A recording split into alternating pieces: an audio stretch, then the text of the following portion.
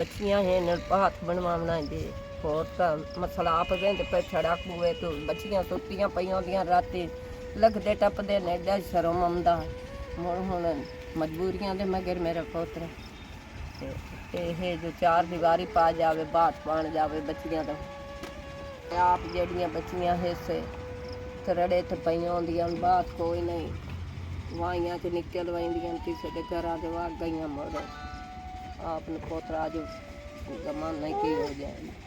अस्सलाम वालेकुम वीवर्स, कैसे हैं आप? उम्मीद करता हूँ आप सब खैरियत से होंगे। मैं आज एक ऐसे घर में मौजूद हूँ जहाँ पे एक मज़दूर बाप है और उसके 7 बच्चे हैं, जिनमें 4 बेटियाँ और 3 बेटे हैं। बड़ी बेटियों को वीडियो में लाना मुनासिब नहीं समझा हमने। ये 2 छोटे बच्चे बता रहे हैं और इनसे एक बड़ा है, तो बाकी की बातें इन्हीं की ज़बानी सुनते हैं। अस्सलाम वालेकुम जी। वालेकुम सलाम। तुसी की करदे हो जी? बस ये थोड़ी मेहनत करेंगी जी, थोड़ी घनी आती है जी, लेकिन इस ज़्यादा यानी काम नहीं कर सकेंगे। बाकी है मेरी माँ है, मेरी बीवी है, बच्चे हैं बस। कितने बच्चे हैं थोड़े? मेरे जी 3 बेटे हैं जी, 4 बेटियाँ। 3 बेटे 4 बेटियाँ। बेटियाँ बड़ी हैं, बेटे छोटे। अच्छा, हाँ जी। तो घर दा गुजर बसर किस तरह हो रहा है? बस इस तरह ही गुजारा करके माड़ा मोटा जिस तरह हो रहा है जी। तो सब बहना बिरावा तो मांग के किसी ले गुजारा कर ले, किसी ले आप भी मेहनत कर ले।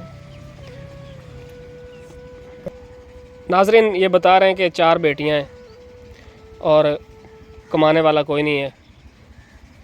ये घर दे थोड़े अखराजात किस तरह पूरे हो रहे हैं? ये सारे किसी की शादी गमी आ गई और कार्ड दे ले इस तरह कर लिया। मेरे अपने जोड़ों का दर्द है, मेरे को बारा काम नहीं हो सकता, मेरी बाजू टूट हो चौथा मैं वजनी काम नहीं कर सकता। तो बस किसी को मेहनत की थी, किसी की मजदूरी, किसी को काश ला के इस तरह से जोड़ों का दर्द है, मेरी बाजू का मसला है। मेरे घर दिया 4 दीवारी को नहीं, किसी मैंने मकान पवा देते हैं। अब मिट्टी सख्ती पई है जी, मेरे को इतनी गुंजाइश नहीं है कि मैं ये मजदूरी बार के 4 दीवारी बनवा लूँगा। सवर भाई जेड़े मकाना तुसी बैठे हो या जेड़ी ज़मीन है ये तुहाडी अपनी? नहीं सारे किसी दी है, भलो भी उन्होंने सानू ये मकान ही पा दिते, बवन की थार दी। उन्हें आख्या भाई जितना अरसा तुम कहो तुम बह सकते हो इतने, तुहानू कोई नहीं उठेंदा। लेकिन मजबूरी साड़ी सब तो ज़्यादा बनी खली, साड़ी 4 दीवारी कोई नहीं, वाशरूम कोई नहीं। अगर ये मेरी हेल्प हो जाए। नाजरीन इनका कहना है कि ये जिस जगह पे रह रहे हैं, ये जो मकान आपको नज़र आ रहे हैं कच्चे, ये भी किसी की जगह है। उन्होंने ही इनको ये 2 कमरे बना कर दिए हैं। तो उन्होंने कहा है कि आप यहाँ बैठें, हम आपको नहीं उठाएंगे। माँ जी वीडियो वेखण वाले वास्ते कोई पैगाम? बाबा ये होए आ 4 दीवारी है, बच्चियां हैं हाथ बनवाना दे होर तां मसला आप वेंदे पे छड़क हुए तो बच्चियां सुत्तियां पईयां दियां राती लगदे टपदे ने एडा शर्म आंदा हुण मजबूरियां दे मगर मेरा पुत्र ਇਹ ਜੋ 4 ਦੀਵਾਰੀ ਪਾ ਜਾਵੇ ਬਾਤ ਬਣ ਜਾਵੇ ਬੱਚੀਆਂ ਦਾ ਰੋਜ਼ੀ ਤਾਂ ਥੋੜੀ ਬਾਤੀ ਖਾ ਬਾਨੇ ਆ ਚਲੋ ਜ਼ਿਆਦੀ ਨਹੀਂ ਤਾਂ ਥੋੜੀ ਸਹੀ ਉਹ ਤਾਂ ਖਾ ਬਾਨੇ ਆਈ ਹੋਏ ਬੱਚੀਆਂ ਦਾ ਆਪ ਜਿਹੜੀਆਂ ਬੱਚੀਆਂ ਹਿੱਸੇ ਥਰੜੇ ਤੇ ਪਈਆਂ ਹੁੰਦੀਆਂ ਬਾਤ ਕੋਈ ਨਹੀਂ ਵਾਈਆਂ ਚ ਨਿਕਲ ਵੈਂਦੀਆਂ ਕਿਸੇ ਦੇ ਘਰਾਂ ਦੇ ਵਾਗ ਗਈਆਂ ਮਰ ਆਪਨੇ ਪੋਤਰਾ ਜੋ ਜਮਾਨ नहीं की हो जाए। और मेरे पोतरी हो मेरे बच्चे ने कश ला के देवन चाव कई रक्षा ला के च देवन होर कोई वसायल बना के च देवन आ कद दा मसला है वो करके च दियो बात कोई नहीं। बच्चियां दा जवान तियां बूए ते छड़ाकवांदी पई है ते ये कार छोड़ो ते बच्चे नु बना के कोई वसायल दियो चा दुकानदार रक्षे दा ਉਹ ਆਪ ਦਾ ਕਾਰੋਬਾਰ ਕਰਕੇ ਆਪਣੀ ਬੱਚੀਆਂ ਨੂੰ ਆ ਖਵਾਇਆ ਅਸਾਂ ਕਿਸੇ ਦੇ ਮੁਤਾਜ ना हो जा बच्चियां करिए।